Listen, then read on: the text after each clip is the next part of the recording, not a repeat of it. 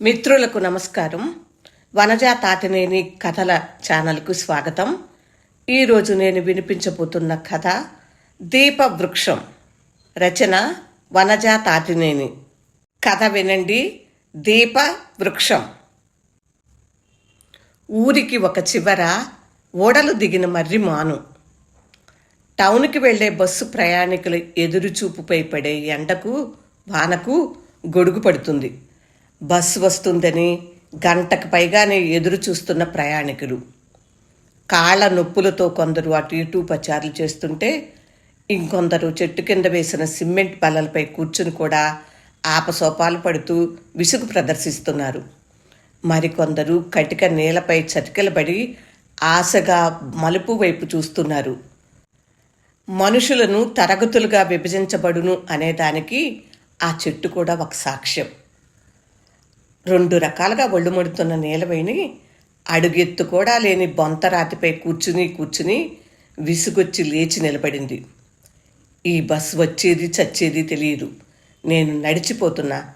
ఇంకా ఎక్కువసేపు కూర్చుంటే ఎగ్జామ్కు అందుకోలేను అని రోడ్డెక్కింది.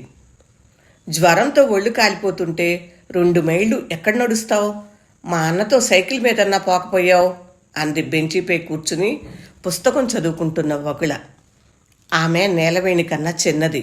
బస్సు వస్తేనే కాలేజీకి వస్తుంది, లేకపోతే దుమ్మా కొడుతుంది, పరీక్షలున్నా సరే. ఇంతకీ నువ్వు వస్తావా లేక ఇంటికి పోతావా? వకుళని అడిగింది నీలవేణి. నేనంత దూరం నడవలేను. I am suffering from fever. ఆయుధం ఉందిగా నవ్వుతూ చెప్పింది. చిరాకును అణుచుకుంటూ విసురుగా వెనక్కి తిరిగి ముందుకు అడుగులు వేసింది నీలవేణి. ఆ విసురుకు పొడవాటి జడ పాముల కుడిభుజంపై నుండి ముందుకు పడింది. దూరంగా 2 అంతస్తుల మిద్దెపై నుండి ఆమెనే చూస్తున్న 2 కళ్ళు. ఆ కళ్ళను ఆసక్తిగా గమనించింది వకుళ. వడివడిగా నడుస్తున్న నీలవేణి ఊరును దాటింది. ఓ కారు ఆమెను దాటి ముందుకెళ్ళి పక్కగా ఆగింది. కారు తోలుతున్న శేఖర్ రెడ్డి, ఏమే నడిచిపోతున్నావు? ఇవాళ బస్సు రాలే? ఆ డిపో మేనేజర్ తొత్తు కొడుక్కి ఎన్నిసార్లు అర్జీలు పెట్టినా బుద్ధిలే. టయానికి బస్సు రాకుంటే చదువుకునే పిల్లకాయలకి ఎంత ఇబ్బంది. రా, ఎక్కి కూకో, కాలేజీ కార్డు దించుతా. నేను కూడా మండలాఫీస్కి పోతున్నానులే అన్నాడు. నీలవేణి ఒక్క క్షణం తటపటాయించింది. 4 ఏళ్ల కిందట పొలం పనికి పోయినప్పుడు మోటార్ షెడ్లోకి పిలిచి ఒంటిపై చెయ్యేసినప్పుడు లాగిపెట్టి ఒక తన్ని తప్పించుకుంది. దారిలో మళ్ళీ అలాంటి ప్రయత్నమే చేస్తే అని ఆలోచించింది క్షణకాలం. కానీ పరీక్షకు వెళ్లాల్సిన అవసరం గుర్తొచ్చి అనుమానాన్ని జయించి వెనక డోర్ తెరిచి కూర్చుంది. ఏమే, ఇంకా నీ చదువు పూర్తి కాలే? నీకు పెళ్లి చేసి కానీ మీ అన్న సేనడు పెళ్లి చేసుకుంటా అంటాడు. నువ్వేమో ఇంకా పై చదువులు చదవాలని అంటావంట. నువ్వు చదివిన చదువుకి నీకు ఉద్యోగం రానే వస్తుంది. మీ వాళ్లలో ఉద్యోగం చేసే ఆడాళ్ళకి మంచి ఉద్యోగస్తుడైన మొగుడే దొరుకుతాడు. ఈ ఏడుతో చదువు ముగిచ్చి ఉద్యోగానికి అర్జీ పెట్టుకో. గవర్నమెంట్లో మనకు కావాల్సిన వాళ్ళు చాలామంది ఉండారు. నిన్ను పోస్ట్లో ఏ పీయటం ఏమంత కష్టం కాదు భరోసాగా అన్నాడు. లేదు రెడ్డి, నేను గ్రూప్ 1కి పోవాలనుకుంటున్నాను. మా అన్నకు పెళ్లికి తొందర అయితే చేసుకోమను. నేనేమీ నా పెళ్లి చేసి నువ్వు చేసుకో అని చెప్పలేదే. మా అమ్మా నాయన నా బొరువేదో తీర్చుకోవాలనే తాపత్రయంతో ఏదో అంటా ఉంటారు. మా అన్నతో పెళ్లి కోసం ఆ గమళ్ళాళ్ల పద్మ ఎదురు చూస్తుంది. ఆమె ఇష్టం లేని పెళ్లి చేసుకుని మొగుడితో కాపురం చేయకుండా వచ్చేసింది కదా, వీడి కోసమే కదా. మా అన్నంటే ఆ అమ్మకి చాలా ఇష్టం. ఆమె మనసెరిగి కూడా నా పెళ్లితో ముడిపట్టడం నాకు నచ్చలేదు. పెళ్లి చేసుకుని అమ్మా నాయన్ని వదిలేసి ఏరు కాపురం పోయినా పర్లేదు, నేను చూసుకుంటా వాళ్ళని. ఆడిని పెళ్లి చేసుకోమని చెప్పు అంది. నేను చెప్తాలే. ఆ బ్యాంకులో ట్రాక్టర్లోనూ 2 లక్షల బాకీ ఉండే. నేను హామీ ఉండా కాబట్టి బ్యాంకు వాళ్ళు చూసి చూడనట్టు పోతున్నారు. మీ అన్నకు కావరం జాస్తి. సొంతకాయలు ఉన్నవాడికి ట్రాక్టర్ ఉంటే లాకీ, కానీ ఊళ్ళో వాళ్ళ పొలాలు దున్ని కుప్పలు నూర్చితే ఏడ డబ్బులు మిగులుతాయి? డీజిల్ రేటు పెరిగిపోయే. వద్దురా, నువ్వు డ్రైవర్గా పోతేనే డబ్బులు కనపడతాయి అంటే వెనకపోయే. కాపులతో పోటీ పడితే అప్పులు చెప్పే మిగిలేది. ఇప్పుడు ఏమైంది? ఉన్నది పోయే, అప్పు మిగిలే అన్నాడు వెటకారంగా. ఒళ్ళు మండింది నీలవేణికి. మా అన్నకు ఆవేశం ఎక్కువ, ఆలోచన తక్కువలే రెడ్డి. 2 ఏళ్ళు ఓపిక పెడితే లోన్ నేను కట్టేస్తా అంది విశ్వాసంగా. క్రాస్ రోడ్స్ వచ్చేసరికి ఊర్లోకి వచ్చే బస్సు ఎదురైంది. బస్ చూసిన నీలవేణి ముఖంలో రంగులు మారాయి. రావాల్సిన సమయం కన్నా 1.5 గంట ఆలస్యం. రోజూ ఇదే తంతు. మనసులో మెదిలిన ప్రశ్నను బాణంలా వదిలింది. రెడ్డి, నిజం చెప్పు, ఊర్లోకి బస్సు రానియకుండా చేసేది నువ్వే కదూ? అతను భళ్ళు నవ్వి, భలే దానివే, నేనెందుకు ఆ పాపపు పని చేస్తానమ్మే. ఊర్లో ఉన్న కాపోళ్ళందరిలోకి తక్కువ కులపాళ్లకు అండగా ఉండేది నేనొక్కడినే. ఎన్నిసార్లు డిపో మేనేజర్ దగ్గరికి పోయి కంప్లైంట్ పెట్టి వచ్చాము. అందుకు సాక్ష్యం మీ అన్నే. కావాలంటే పోయి వాడినే అడుగు అన్నాడు. లేదులే రెడ్డి, ఊర్లోకి వచ్చే బస్సు ఊరి చివరి ఉన్న హరిజనవాడ దాకా వస్తుంది. ఊర్లోకి వచ్చేసరికి సీట్లన్నీ నిండిపోయి ఊళ్ళో వాళ్ళంతా నిలబడి టౌన్కి పోవాల్సి వస్తుంది. నిలబడిపోతున్నందుకు కాదు, అలగా జనం అంతా కూసునుంటే మనం నిలబడి ఉండటం ఏమిటన్న అహంకారం కదా ఊళ్ళో బక్క చెక్కిన పెద్ద కులాల వాళ్ళది. సమయం తప్పించి బస్సు వస్తే ఆ పాటికి ఏటాళ్ళు అటు సర్దుకుంటారు. తర్వాత హాయిగా గౌరవంగా కూర్చుని పోవచ్చు అని కదా మీ పెద్దోళ్ళ పన్నాగం. బస్ డ్రైవర్లకు మేతేసి నువ్వే మేనేజ్ చేసి ఉంటావు, అది కూడా అంది నిర్మోహమాటంగా. నీ అన్ని పిచ్చి ఊహలు, చదువుకున్న అతి తెలివితేటలు చూపుతున్నావు. అంత దూరం నేనెప్పుడూ ఆలోచించలేదు. ఆ తేడా గిరిగీసి కూర్చోబెట్టడమే ఉంటే మా ఇండ్లలో పెళ్లికి విందు భోజనాలకి మీ వాళ్ళని ఎందుకు పిలుస్తాము? ఒకే బంతులో కూర్చుని భోజనాలు ఎందుకు చేస్తాము? అయినా కులాలేడున్నాయమ్మి. నా ముందు అంటే అన్నావు కానీ మరెవరి ముందు అనబాకు. నీ మంచి కోసమే చెప్తున్నా అన్నాడు. మనసులో మాత్రం అఖండమైన తెలివితేటలు ఈ అమ్మివి. ఊళ్ళో వాళ్ళందరికీ ఈ తెలివితేటలే ఉంటే మా బోటాళం ఊరు వదిలేసి పోవాల్సిందే అనుకున్నాడు. కాలేజ్ గేటు ముందు కారాపి, నీ పరీక్షలు అయిపోయాక అర్జీ రాసి చదువుకునే పిల్లకాయలందరి చేత సంతకాలు పెట్టించి తీసుకురా. డిపోకి పోయి మేనేజర్తో మాట్లాడేసి వద్దాం. నీ అనుమానాలన్నీ తీరిపోతాయి అన్నాడు. థ్యాంక్స్ చెప్పి లోపలికి వెళుతున్న నీలవేడిని చూసి పెదవి కొరుక్కున్నాడు. సాలోచనగా తల పంకించాడు. 10 రోజులు గడిచాక శేఖర్ రెడ్డి లేకుండానే 4 పెద్దాళ్లను 10 మంది పిల్లకాయలను పోగేసుకుని వెళ్ళి డిపో మేనేజర్ని కలిసింది నీలవేణి. నిర్ణీత వేళలకు బస్సు నడపకపోవటం వల్ల ఊరి వాళ్లకు విద్యార్థులకు కలిగే ఇబ్బందులను వల్లివేశారు అందరూ. ఇకపై సక్రమంగా నడిపితేనే నడపండి, లేకపోతే బస్సుని ఊర్లోకి రానియకుండా అడ్డుకుంటాం, సమ్మె కూడా చేస్తాం అని చెప్పి వచ్చారు. సెలవుల్లో ఆడపిల్లలందరికీ ఇంగ్లీష్ నేర్పటం, సైకిల్ తొక్కటం నేర్పటం చేస్తుంది నీలవేణి. ఈ అమ్మకి ఊళ్ళో సంగతులన్నీ ఎందుకు? ఇంకో 2 నెలల్లో తిరుపతికి పోయి చదువుకుంటానంటుండే. మొన్న కూడా అట్టాగే పరీక్షలప్పుడు ఎర్రటి ఎండలప్పుడు నడిచిపోతుందని, ఆలస్యమైపోతుందని జాలిపడి కారెక్కించుకుని కాలేజీ కాడ దింపేలోపు ఏవేవో మాట్లాడిందంట రెడ్డిని అని కసుబుసులాడాడు శ్రీను. అన్యోపదేశంగా రెడ్డి జోలికి వెళ్ళొద్దని అమ్మా నాయన చేత చెప్పేస్తున్నాడని అర్థమైంది నీలవేణికి. రెడ్డమ్మ మద్రాసుకు పోయిందంట చెల్లెలు కాన్పు కోసం. 10 రోజులు ఇంటికొచ్చి వంట చేసి పెట్టమని అడుగుతున్నాడు రెడ్డి. పోదామా చెల్లి అని అడిగాడు శ్రీను. నీలవేణి రెడ్డి చూపుల్లో తేడాని చాలాసార్లు గమనించింది. గతంలో అంత తిరస్కారం జరిగాక కూడా అతను అతని ప్రయత్నాలు చేయటం మానలేదు. లేదన్నా, నేను చదువుకోవాలి, అమ్మతో కూడా పొలం పనికి పోవాలి, ఫీజుకు డబ్బులు పోగు చేసుకోవాలి కదా అంది. నేను కూడా వస్తానులే నేమట, కాదంటే బాగోదు, చిన్నదానికి పెద్దదానికి ఆయనే అండ మనకు అన్నాడు ఒప్పించే రీతిలో శ్రీను. అన్నకు సమాధానం చెప్పకుండా దాటేసి సాయంత్రానికి స్నేహితురాలి ఊరికి పోతున్నానని తల్లికి చెప్పి బయలుదేరింది నీలవేణి. ఓ 10 రోజులకు హైదరాబాద్లో ఉద్యోగం దొరికిందని, ఉద్యోగం చేస్తానే అక్కడే చదువుకుంటా అని అన్నకు ఫోన్ చేసి చెప్పింది. నేను ఇంటికి పోవటం లేదు, నువ్వే చెప్పుకో ఆ సంగతి అని చెల్లిని కసిరి ఫోన్ పెట్టేశాడు శ్రీను. నీలవేణికి ఏదో అనుమానం కలిగి చిల్లరంగడి దేవసేనకు ఫోన్ చేసింది. మీ అన్న ఆ గమళ్ళోళ్ళ పద్మను తీసుకుపోయి జొన్నాళ్ళ పెళ్లి చేసుకుని వచ్చాడు. అటు ఆళ్ళు రానీలే, మీ వాళ్ళు గడప తొక్కనీలా. పాటూరు రోడ్లో ఇల్లు తీసుకుని పెట్టినాడంట. మీ అమ్మా నాయన ఒకటే ఏడుపు అనుకో, బిడ్డలిద్దరూ మమ్మల్ని వీధిని పెట్టారని అని చెప్పింది. ఆలస్యంగా అయినా మా సీనన్న మంచి పని చేశాడు. ఏదైనా అర్జెంట్ అయితే నాకు ఫోన్ చేయక్క అని చెప్పి ఫోన్ పెట్టేసింది. ఉరుములేని పిడుగులా మర్నాడే దేవసేన నుండి ఫోను. మీ అన్న ట్రాక్టర్ లోన్ తీసుకుని డబ్బు కట్టడం లేదంట. ట్రాక్టర్ కూడా కనపడకుండా అమ్మేసినాడంట. ఆ డబ్బు కట్టమని, లేకపోతే ఇల్లు జప్తు పెడతామని వచ్చి పడ్డారు బ్యాంక్ వాళ్ళు. మీ అమ్మ ఏడుస్తుంది.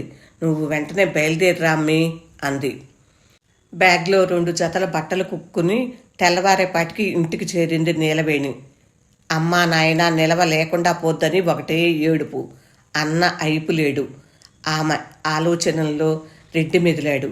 దారులన్నీ ఒక్కొక్కటిగా మూసుకుపోయి ఒకే దారి మిగిలింది. అది రెడ్డి చేలో పంపు షెడ్డుకు దారి.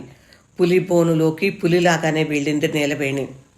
ఏమే చదువులు రాని దారి తప్పి మా పంట పొలంలోకి వచ్చింది వెటకారంగా అన్నాడు రెడ్డి. రాజకీయము, చమత్కారము, వ్యంగ్యము అన్నీ నీ దగ్గర నేర్చుకోవాలని వచ్చాను రెడ్డి. బ్యాంక్ వాళ్ళని నువ్వే రెచ్చగొట్టావని నాకు తెలుసు. ఏళ్ల తరబడి నీ దగ్గర గొడ్డు చాకరీ చేసిన వాడికి సాయం చేయాలనుకుంటే చేయవా? బ్యాంకు వాళ్ళను ఎట్టా ఆపుతావో నీ ఇష్టం. ఇదిగో నా ఫోన్ నెంబరు. హైదరాబాద్లో ఉన్నా. నువ్వు ఎక్కడికి రమ్మంటే అక్కడికి వస్తా, పోయేస్తా. మరో మాటకు అవకాశం ఇవ్వకుండా వెనక్కి తిరిగింది. రెడ్డిది మంచి మనసు. ఆయన బ్యాంకీ వాళ్ళని పిలిపించి వాళ్ళతో నా ఎదురుగుండానే మాట్లాడినాడు. వాళ్ళు ఆయన మాట విని కొన్నాళ్ళు ఆగుతాం, ఈలోపు ఎంతో కొంత కడతా ఉండండి అన్నారు అనే వార్తను కళ్ళు తుడుచుకుంటూ సంతోషంగా చెప్పాడు నీలవేణి నాన్న. సాయంత్రం బస్సు ఎక్కించడానికి వచ్చిన తల్లి నెమ్మదిగా తెలివిగా చెప్పింది. ఎట్టగొట్ట ఆ బాకీ కట్టుబిడ్డ. నీ అన్న ఆ బాకీ కట్టలేడు. ఆడికి ఏం పాలు పోవటం లేదు. ఆ అమ్మికి 5వ నెలంట అని. కంట్లో నీరు పైకి ఉబ్బకకుండా తల ఊపి బస్సు ఎక్కాక జలజల కన్నీరు కార్చింది. నీలవేణి వెనక సీట్లో కూర్చున్న సుధాకర్కి ఆ కన్నీటి చెమ్మ తగిలిందేమో. సీటు మారి ఆమె పక్క సీట్లో కూర్చుని ప్రశ్నార్థకంగా చూశాడు. ఏమీ లేదన్నట్టు తల ఊపింది.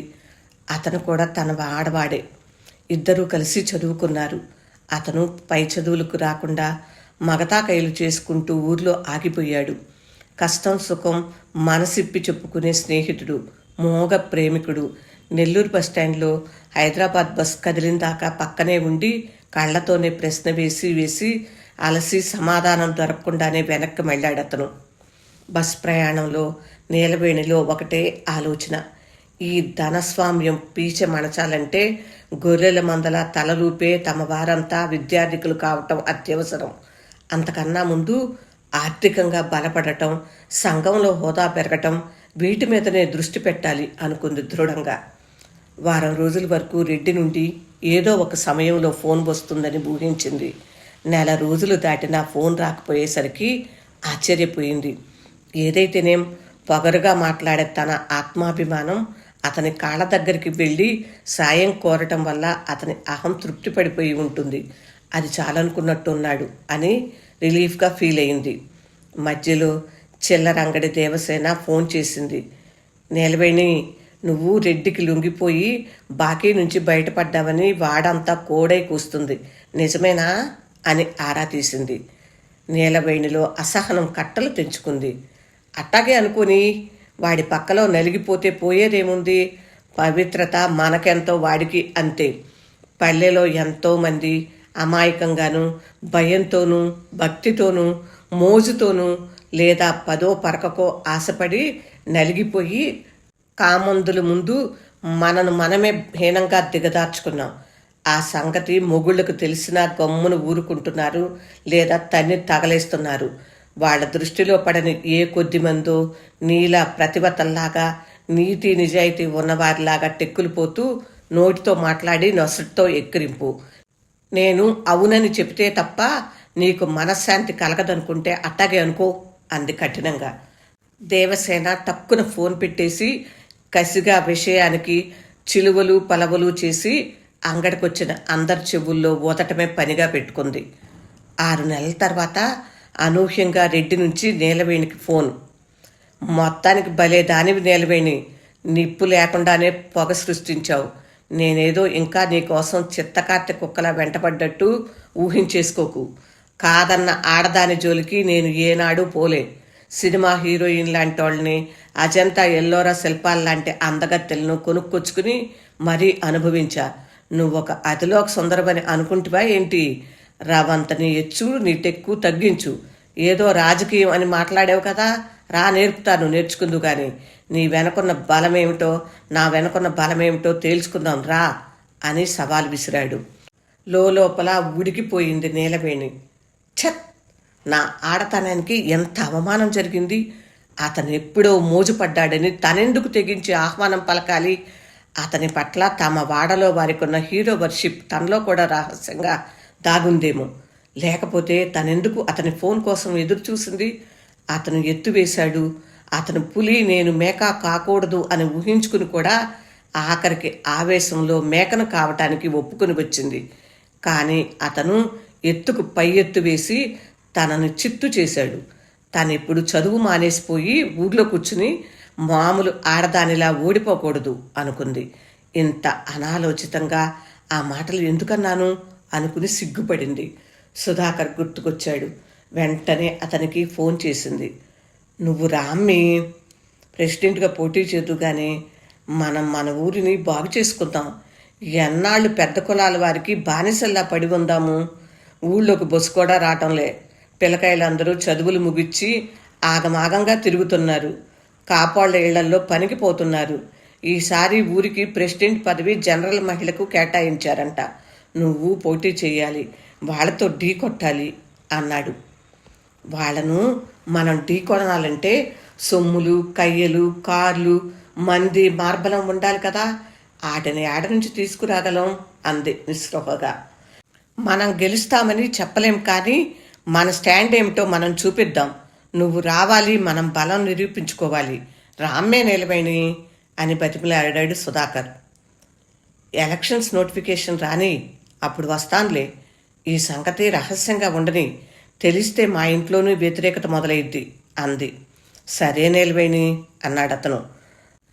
ఉద్యోగం చేసి తన ఖర్చులకు పోను మిగిలిన సొమ్ముని బ్యాంక్ లోనుకు జమ చేస్తూ వచ్చింది. సీనుకి కొడుకు పుట్టి మొదటి పుట్టినరోజు పండగ కూడా వచ్చింది. ఫోన్ చేసి చెల్లి నువ్వు రా అని పిలిచాడు. నువ్వు రాకుండా ఉండేవు, గట్టిగా రావాలి అంది తల్లి. ఊరికి వచ్చాక సుధాకర్ రిమాండ్లో ఉన్నాడని తెలిసింది. అతని ఇంటికి పోయి అతని తల్లి నర్సమ్మను విచారించింది నీలవేణి. సేద్యంలో నష్టం వచ్చింది, మగతా తగ్గియమని నాయుడితో వాదులాడాడంట. అమ్మలక్కలు కూసి మగతా కట్టకపోతే నీ ఇంటి ఆడవాళ్ళని తీసుకొచ్చి పండబెట్టమని నాయుడు కొడుకు నోరు తూలాడని వీడు కోపంతో కర్రతో తలపగలగొట్టాడు. హంగు ఆర్భాటం ఉన్నాళ్ళు ఊరుకుంటారా? హత్య చేయబోయాడని కేసు పెట్టారు. 2 వారాలు జైల్లో ఉన్నాడు. శేఖర్ రెడ్డి బెయిల్ మీద విడిపించి తీసుకొచ్చాడు అని చెప్పింది ఆమె. నువ్వు ఊరుకోవే అమ్మా, రెడ్డి దేవుళ్ళ అంటాడని నీలాంటి ఎరుమాలోకం వాళ్లే అనేది. అగ్గిపెట్టి ఎగదోసేది ఆయనే, నీళ్లు పోసి ఆరిపేసినట్టు నటించేది కూడా ఆయనే నిలవేణి. పెత్తందార్ల వైరం పైపైనే. అన్నను మగతా తగ్గీయమని అడగమని చెప్పింది ఆయనే. గొడవ జరిగాక మనపై దాడి చేస్తే ఊరుకుంటామా అని వాళ్ళను ఎగదోసి అన్నపై కేసు పెట్టమని ఒత్తిడి చేసింది శేఖర్ రెడ్డినే. మళ్ళీ బెయిల్ ఇప్పించి బయటకు తీసుకొచ్చింది ఆయనే. 2 వర్గాల మధ్య బలి పశువులం మనమే. మనాళ్లకు ఇవన్నీ చెప్పి నమ్మించలేం, ఒప్పించలేం అంది సుధాకర్ చెల్లి బకుళ. ఆమె నిర్మోహమాటి. పెళ్ళైన 4 నెలలకే తాగుబోతు భర్తతో తెగతింపులు చేసుకుని పుట్టింటికి చేరింది. కూలి పనులకు పోయి తన వాళ్లకు బరువు కాకుండా తన బతుకు తాను బతుకుతుంది. బకుళ సూక్ష్మగ్రాహ్యతకు అభినందించిన నీలవేణి. నేను కూడా కేసు నుండి బయటపడి ఊరు వదిలేస్తా, ఏదో ఒక ఉద్యోగం చేసుకుంటా. ఇక్కడుంటే మన బతుకులు ఇంతే, మారవు, మారనివ్వరు అన్నాడు సుధాకర్ నిరాశగా, ఆవేదనగా. నీలవేణి ఆలోచనలో పడింది. సీను తన కొడుకు పుట్టినరోజును అట్టహాసంగా చేశాడు. శేఖర్ రెడ్డి వచ్చి బంగారు చేతి గొలుసు బహుమతిగా ఇచ్చాడు. నీలవేణి పిల్లాడి వేలికి తొడిగిన బొంగరాన్ని చూసి సీను భార్య ముఖం మార్చింది. వేడుకకు వచ్చిన వారందరి మధ్య రెడ్డి రాజులా వెలిగాడు. మధ్య మధ్యలో నీలవేణి వైపు చూస్తూ, చూసావా నేనంటే ఏంటో అన్నట్టు ఒక చూపు విసిరాడు. బకుళ నీలవేణి పక్కన చేరి చెవిలో గుసగుసలాడింది. ఏ మాటకు ఆ మాట చెప్పుకోవాలి. రెడ్డి భలే అందగాడు. ఆ అందం నువ్వు గుర్తించలేదని తెగ పాటలు పడుతున్నాడు అంది. భలేదాని ఒకలా, అతనికి నేనంటే ఒళ్ళు మంట.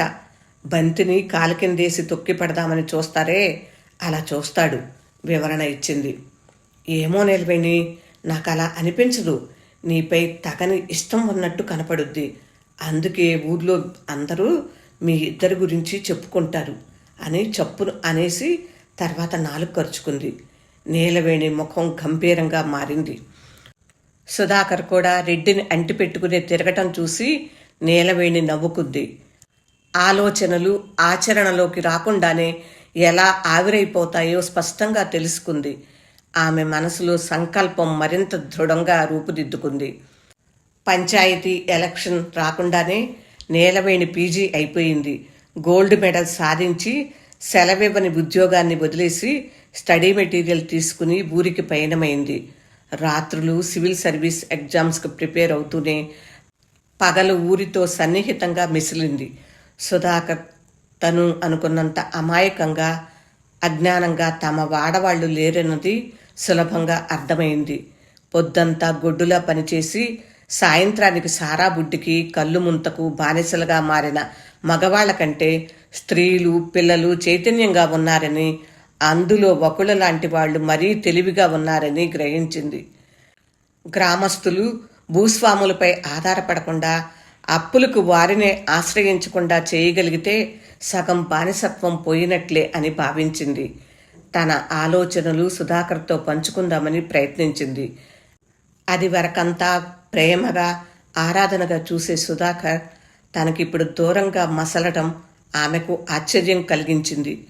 ఇందుకూరుపేట పిల్లను చూసి లగ్గం పెట్టుకుని వచ్చేదాకా అతను తనవాడే అనుకుంది. తప్పించుకు తిరుగుతున్న అతన్ని వరిచేను గట్టుపై నిలదీసింది. నీలవేణి, నువ్వు రెడ్డికి ఉంపిడి గత్తెవని, అందుకే హైదరాబాద్లో ఉండి అంత చదువు చదవగలిగావని అందరూ అనుకుంటా ఉంటారు. ఇక నిన్నెట్టా చేసుకునేది నేను అన్నాడు కింది చూపులు చూస్తూ. స్థాణువైంది. కోపంగా అరిచింది. సుధాకర్, నువ్వేనా ఇట్టా మాట్లాడేది? నాకు నమ్మబుద్ధి కావటం లేదు. అలా ఎలా అనగలిగావు? నా కష్టం నీకు తెలియనిదా? ఏమో, నాకు అవన్నీ తెలియవు. నీకు నాకు కుదరదులేదు నీలవేణి అని ఆమెను దాటుకుని మడికి అడ్డంగా పడి అవతల వైపుకి వెళ్ళాడు. పొలంలో కలుపు తీస్తున్న వకుల సంభాషణ అంతా వింది. అన్నకేసి చూసి, ఒరేయ్, లోకుల మాటలు విని విషం నెత్తికెక్కించుకున్నావు. అమూల్యమైన దాన్ని జారవిడ్చుకుంటున్నావు. నీలవేణికి నువ్వే తగినోడివి కాదు, పోరా అరమొండ అని అరిచి గబగబా నీలవేణి దగ్గరికి వచ్చి భుజంపై చెయ్యేసి, వాడన్నవన్నీ మనసులో పెట్టుకోకు. అసలు వీడిలాంటి వాడిని చేసుకుంటే నీకు అడుగడుక్కి సంకెళ్ళే. బాగా చదువుకుని కలెక్టర్ అవ్వాలి నువ్వు అంది. మనసు వికలమై పొలం గట్టుపై కూలబడింది. ఆమెది ఏడ్పుగొట్టు లక్షణం కాకపోయినా ఆ క్షణం ఏరు తెగిన గట్టే అయ్యింది. ఇంట్లో వాళ్ళు వెన్నువిరిచే మాటలెన్ని మాట్లాడినా గరళంలా దాచుకున్నాను బకలా. మీ అన్న కూడా ఎంత మాట నేసినాడు చూసావా? వెక్కిళ్ళు పడింది. మా అన్నతో నీది స్నేహమే అనుకున్నాను నీలవేణి. నేను ఊహించనే లేదు. ఈ సంగతి నాకు తెలిసి ఉంటే లగ్గం పెట్టుకు వచ్చిందాకా నీకు చెప్పకుండా ఉంటానా? నా సంకల్ప బలం ఒక్కటే కాదు, స్నేహితులు ఎవరో ఒకరు అభిమానంతో సహాయం చేయబట్టో, ఉద్యోగ అవకాశం ఇవ్వబట్టో నేను గౌరవంగా ఎవరిపైనా ఆధారపడకుండా చదువు పూర్తి చేసుకున్నాను. ఎర్రబొస్సెక్కి ఉన్నత విద్య కోసం వచ్చిన వారి పట్ల ఉండే చులకన భావము, కనీ కనపడని వివక్ష, లింగ వివక్ష ఎదుర్కొన్నాను. సాయం చేస్తున్నట్లు ఉంటూనే అవకాశం కోసం పొంచి ఉండే వారిని ఫేస్ చేశాను. ఒంటరి ఆడదాన్ని, నిస్సహాయురాలిని అని వాసన పసిగట్టిన కుక్కలు అనేకం ఎంతో ఇబ్బంది పెట్టాయి. ధైర్యం సడలినప్పుడల్లా నా లక్ష్యాన్ని అందుకోలేక జారిపోతానేమో అని అనిపించేది. అవన్నీ చెప్పి నిన్ను భయపెట్టలేను, కానీ ఆ పెద్ద గీత ముందు ఇక్కడవన్నీ చిన్న గీతలా అనిపించాయి. మీ అన్న కొండలా అండగా ఉంటాడనుకున్నా, ఇంతగా అవమానం చేస్తాడనుకోలేదు. ఆవేదనతో ముఖం మోకాళ్ళ మధ్య దాచుకుంది. బంగారం పుటం పెట్టాక శుభ్రపడినట్టు కష్టపడి రాటుదేలేవులే నీలవేణి, ఊరుకో, బాధపడకు అని ధైర్యం చెప్పబోయింది. ఆ మాటలకు మరింత ఏడ్చింది నీలవేణి. ఇక తన వద్ద ఓదార్పు మాటలేవీ లేకుండా పోయినందుకు మాత్రం వకుల సిగ్గుపడింది. కాసేపటి తర్వాత తేరుకుని లేస్తూ వకులకు చేయి అందించి, ఒంటరి స్త్రీ అస్తిత్వ పోరు సముద్రపు హోరు లాంటిది, అది తీరం వెంబడి నడిచే వారికే వినిపిస్తుంది అంది నీలవేణి. బలంగా ఊపిరి తీసి వదులుతూ సుధాకర్పై ప్రేమని మనసులో నుండి బలవంతంగా పెకిలించి విసిరి పడేసింది. వారం తర్వాత తన కళ్ళెదుట అతని పెళ్లి జరుగుతుంటే అతి మామూలుగా చూసింది. వకుల కర్తవ్యబోధ ఆమె బాటను స్పష్టం చేసింది. రాత్రింబవళ్ళు మరింత కష్టపడింది. వకుల స్నేహం ఆమె సంకల్పాన్ని సడలనీయకుండా నిలబెట్టింది. మొదటి విడత పరీక్షలు రాసింది. తిరిగి ఊరికి వచ్చింది. నీలవేణి, వకుల ఇద్దరూ కలిసి ఇల్లు తిరిగి పిల్లలను బడికి పంపించే ప్రయత్నం చేశారు. పెద్దవాళ్లతో మాటామంతి కలిపి కష్టసుఖాల అజకనుక్కుని వీలైనంత పరిష్కార మార్గాలు చెప్పారు. చిన్న చిన్న సాయాలు చేశారు. వీరి మాటలు విన్న కొందరు తమ వెన్నుపై తాము నిలబడే సులభం గ్రహించారు. ఆ మార్పును చూసిన సంతోషంతో నీలవేణి, ఇది చాలు మనకు, ఇంకొన్నేళ్లు కష్టపడితే గ్రామ స్వరాజ్యం అంటే మన ఊరినే ఉదాహరణగా చూపొచ్చు అంది ఒకళ్ళతో. రెండోసారి రాసిన పరీక్షతో అనుకున్నది సాధించిన నీలవేణి. మంచి ర్యాంక్ సాధించిన ఆమెకు అభినందనల వెల్లువ. మా ఊరి చదువులు రాణి మాకు గర్వకారణం అన్నాడు రెడ్డి. మన జిల్లాకి కలెక్టర్గా రావాలి నువ్వు అన్నాడు. నీలవేణి చిరునవ్వు నవ్వింది. మళ్ళీ అతనే గొప్ప ఆశయాలతో పనిచేద్దాం అనుకున్న వాళ్ళు కూడా అధికారం ముందు తలంచాల్సి ఉంటుంది, గమనం ఉంచుకో నీలవేణి అన్నాడు. తల ఊపింది. వకుల కల్పించుకుని, నీలవేణి ఎక్కడికి కలెక్టర్గా పోయినా మీలాంటి పెత్తందారుల పెత్తనాలు చల్లవలే రెడ్డి, చలిచేమల రాజ్యం వస్తుంది, మన ఊర్లో కూడా అదే జరుగుద్ది అంది. కాలం మారతా ఉండలా, మనుషులు కూడా మారాలి. నువ్వు ప్రెసిడెంట్గా నిలబడితే మీకే అండగా ఉంటా, ఇప్పుడు మాత్రం ఉండలా, అట్టాగే ముందు ముందు కూడా అన్నాడు. నీలవేణి, వకుల కళ్ళతో నవ్వుకున్నారు. 4 నెలల ట్రైనింగ్ కోసం ముస్సోరికి వెళ్ళి వచ్చింది నీలవేణి. రాగానే వకుల ఆత్రంగా అడిగింది, ఇక మన జిల్లాకి కలెక్టర్గా రావచ్చా నువ్వు అని. నీలవేణి చిన్నగా నవ్వి, అప్పుడేనా, ఇంకో 2 ఏళ్ల పాటు అక్కడే ఉండి చాలా విషయాలు తెలుసుకోవాలి, నైపుణ్యం సాధించాలి, అప్పుడు కలెక్టర్ అయ్యేది అని వివరించి చెప్పింది. నువ్వు కూడా ఆగిపోయిన చదువు మొదలుపెట్టు, ఒకళ్ళ చదువు ధైర్యం ఇస్తుంది, ముందుకెళ్లే శక్తినిస్తుంది అని దూర విద్యా కోర్సులో చేరటానికి కావలసిన అప్లికేషన్ ఆమె చేతిలో పెట్టింది. ప్రతి తరము తమకు కావలసిన నాయకుడిని తామే సృష్టించుకుంటుంది. అలా మన ఊరికి నువ్వు నాయకురాలు అవుతావు ఒకలా అంది. 2 ఏళ్ళు ఇట్టే గడిచిపోయాయి. వకుల ఆ ఊరి ప్రెసిడెంట్ అయ్యింది. రెడ్డి పిల్లల చదువు కోసమని ఆ ఊరును వదిలి నెల్లూరు చేరాడు. అక్కడ రాష్ట్ర రాజకీయాలలో ముఖ్య పాత్ర వహిస్తున్నాడు. ఊర్లో చాలా మార్పులు వచ్చాయి. ప్రతి ఇంట్లో పిల్లలు బడిమెట్లు ఎక్కుతున్నారు. ఆ మార్పు మంచిదే అనుకున్నారందరూ.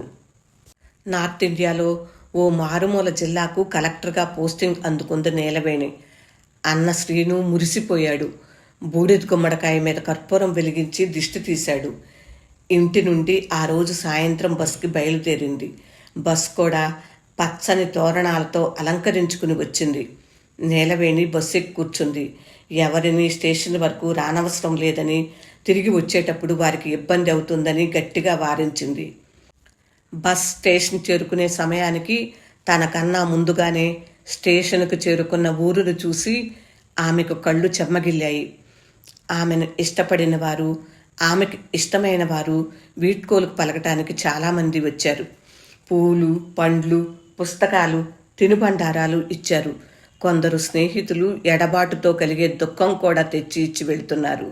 అది స్వీకరించింది. వకుల వాటేసుకుని సంతోషంగా దుఃఖించింది. నీలవేణి, నువ్వొక దీప వృక్షానివి. ఈ కాంతులు చాలా దూరం వెదజల్లాలి. నీ నీడన ఎన్నో దివ్యలు వెలగాలి. ఎవరి సాయం లేకుండా ఒంటరిగా గొప్ప విజయం సాధించావు. మన ఊరును బాగు చేసుకునే పని లేకపోతే నిన్ను నేను సదా అంటిపెట్టుకుని ఉండేదాన్ని అంది. నీలవేణి ఒకళ్ళ చేతిని ఆత్మీయంగా పట్టుకుంది. మళ్ళీ ఒకళ్ళని చెప్పింది. నీలవేణి, మనకి ప్రియమైన వారు అని అనుకున్న వాళ్ళు చేసే గాయం కన్నా మనం శత్రువుల్లా భావించే వారే కనపడని మేలు చేస్తారు. మొదటి వారిని పెద్ద మనసుతో మన్నించు, రెండో వారిని గుర్తుంచుకో అంది ఒకళ్ళ నర్మగర్భంగా. సజల నేత్రాలతో అలాగే ఒకళ అంది నీలవేణి. సరైన జోడీ వెతుక్కుని పెళ్లి చేసుకో నీలవేణి. తల అడ్డంగా ఊపింది. ఆఖరిగా సుధాకర్ వచ్చాడు. ఆమెకు ఒక పుస్తకాన్ని, మరువం మల్లెలు కలగలిపి కట్టిన పూల పొట్లం అందించాడు. అతని కళ్ళల్లోకి చూసింది. కాదనకుండా తీసుకుంది. ఏ ఆశయమో మరేదో స్వార్థమో తమను కావాలని విడదీసిందో తెలుసుకుంది కనుక మనస్ఫూర్తిగా థ్యాంక్స్ చెప్పింది. రైలు కదిలింది. నీలవేణి అందరికీ వీడ్కోలు చెబుతూనే ఉంది. అయినా ఆమె కళ్ళు ప్లాట్ఫామ్పై ఎవరికోసమో వెతుకుతున్నాయి. ఆమె ఎవరికోసం ఎదురు చూస్తుందో ఆ వ్యక్తి రానేలేదు. స్టేషన్ దాటి పెన్నా బ్రిడ్జిని దాటి పరుగందుకుంది రైలు. తన సీట్లో కూర్చుంటూ రాని వ్యక్తికి మనసులో కృతజ్ఞతలు తెలుపుకుంది. పులి ఇంకో పులికి స్వాగతం, వీడ్కోలు రెండూ పలకదు. తన రాజ్యంలో తనే పులి, ఎవరి మనోవరణంలో వారే పులి. నిరాశ, అలసట జంట దాడి చేసినట్టుగా అనిపించి కళ్ళు మూసుకుంది. మూసిన రెప్పల క్రింద ఊరే కన్నీటిని ఆపే ప్రయత్నం చేయలేదు. కొంత సమయం తర్వాత తన ముందు నిలబడిన మనిషి అలికిడిని కళ్ళు విప్పకుండానే గ్రహించింది. ఎదురుగా ఎర్రని రోజా పూల గుత్తిని పట్టుకుని ఉన్న అతన్ని చూసి సంబరపడిపోయింది. రాకుండా ఉండాలనే అనుకున్నాను కానీ ఉండలేకపోయాను నీలవేణి అన్నాడు శేఖర్ రెడ్డి. ఆ మాటల ద్వారా ప్రకటితమైన మనోసాంద్రతని నీలవేణి గుర్తించింది. ఏళ్ల తరబడి ఊగిసలాడిన ఆమె మనసు బెంకం కోల్పోయింది. పక్కకు సర్దుకుని సీట్ చూపించింది. మనసైన వాడితో కాస్త లాలన కోరుకుంటే తప్పేముంది అనుకుంది. ప్రయాణం సాగుతూనే ఉంది. దీపవృక్షం కథ విన్నారు కదా. ఎలా అనిపించింది ఫ్రెండ్స్? కథ మీకు నచ్చిందా? మీకు నచ్చినట్లయితే మీ స్పందనని కామెంట్ బాక్స్లో తెలియచేస్తారు కదూ. మీ స్పందనకై ఎదురు చూస్తూ ఉంటాను. మరొకసారి మరొక కథతో మీ ముందుకు వచ్చే ప్రయత్నం చేస్తాను. అప్పటి వరకు సెలవు మరి. నమస్తే. వనజ తాతినేని.